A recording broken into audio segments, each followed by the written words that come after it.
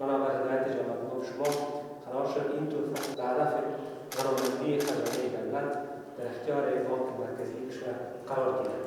اکنون از جناب شما احترامانه تقاضا می‌کنم تا این توسعه را به مسئولین بانک مرکزی اهدا فرمایید.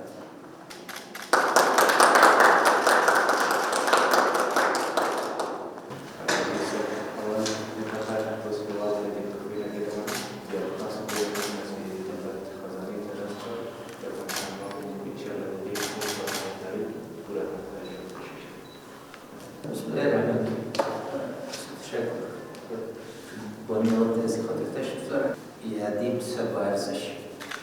صدها بار صد چند شد زیادتر از عدد تعیین شده مبلغ تعیین شده بالاست و این هدیه به ما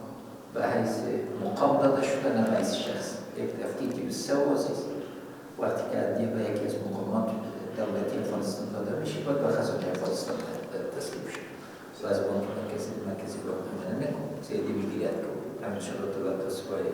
وسط به افغانستان دیو کنو به خدمت برای استعمال